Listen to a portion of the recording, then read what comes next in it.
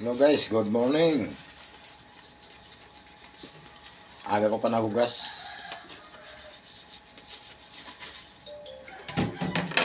Wala kasi dito yung misis ko, naghatid sa school doon sa bunso namin. Kaya ako ngayon na naiwala naman dito. Araw ng Lunes, coding. Walang biyahe. Kaya taong bahay na naman ako dito ngayon. Mamaya yung isa naman ang ihatid niya sa school, tanghali. Kasi presong pasok nilang magkapatid.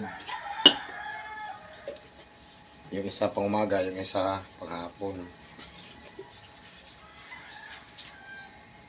Kaya pag andito sa bahay guys, ako muna yung gumagawa sa trabaho ni Mrs. Para pagdating niya, hindi na siya maghugas. Makapag-relax naman siya ng konti galing school. Malayo-layo din kasi yung hatiran niya. Nag-commute pa yun siya, pukumute. Minsan matagal makasakay sa labasan kasi minsan nagkakubusan ng tricycle. Kaya hindi rin siya masyadong agad sa school, nakakarating. Wala niya pang mag-antay ng tricycle para makasakay sila mag-ina.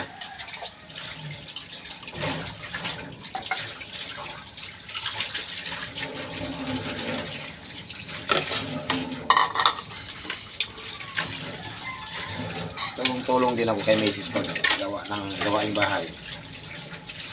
Hindi lang naman siyang pwedeng magawa nito. Kasi ano lang naman to, simpleng gawain lang naman ito.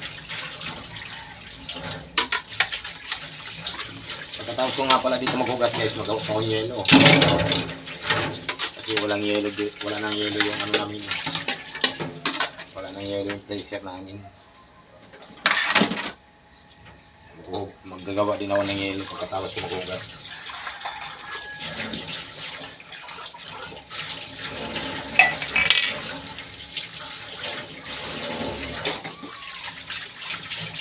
Para pagdating ng bukas ng umaga, may yelo na.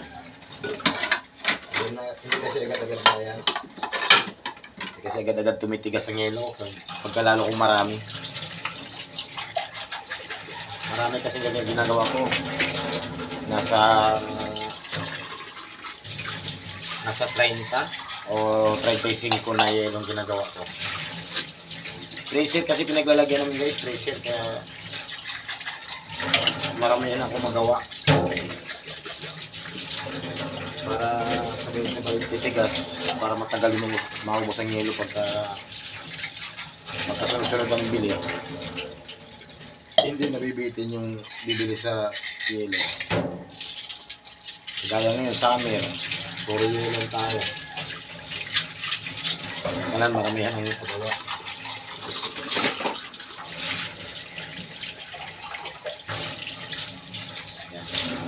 Tapos na ng hugas.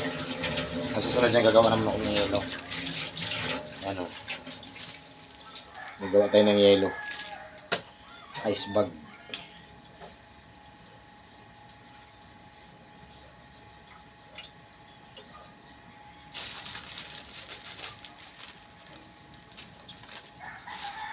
Gawa ng yelo.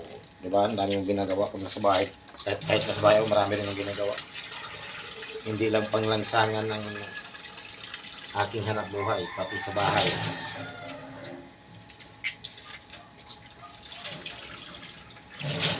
Ginaganyan ko nga pala yan guys paggawa para malaki tingnan ba o. Kasi ang isang piraso nito 5, kaya kailangan medyo malaki. Para yung bibili, hindi naman parang maano ba yung mga ano niya, mukha. Kasi 5 piso maliit, 5 piso na maliit pa rin, kailangan yung medyo malaki. Diba? Napakabilis ko lang gumawa ng yelo guys. Ang iba kasi sabi nila masakit daw to sa kamay. Yung ganito nila masakit daw. Ako kasi may mga kuko kasi yan, yung may mga kuko. Yan o, may mga kukos yan guys, kaya madali ako makagawa ng ano, yellow. Kaya parang simple lang sa gumawa ng yellow. Magandang umaga nga pala sa inyo guys, hindi ko na kayo nabati. Maaga pa eh, wala, ay 5:45 pa lang.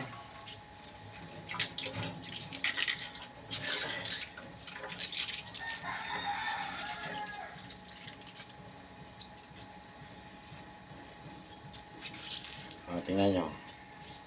Saglit lang sa akin yung pagkaw ng yelo, di ba? Ilang minuto pa lang. Maraming agad ako magagawa ng yelo nito.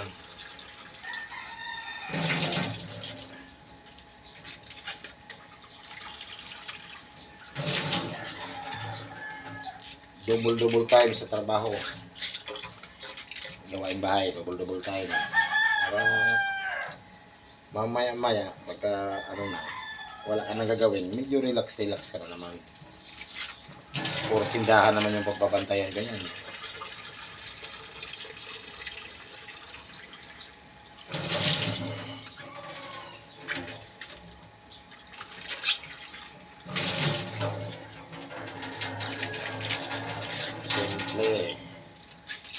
Simple lang magawa ng yelo.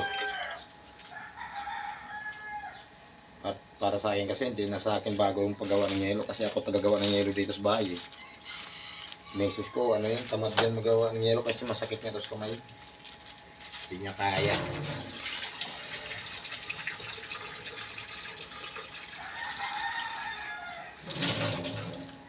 Kaya bago umasada pag walang yelo, gagawa muna ako ng yelo.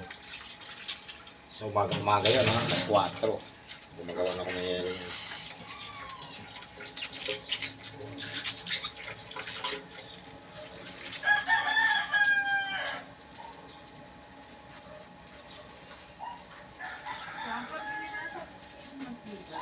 Ha? 10 piso? Hanggang dito lang video ko guys. Maraming salamat sa inyo. Good morning. Thank you for watching. Papalo na lang po pagka may nagkagusto sa aking video. Thank you so much.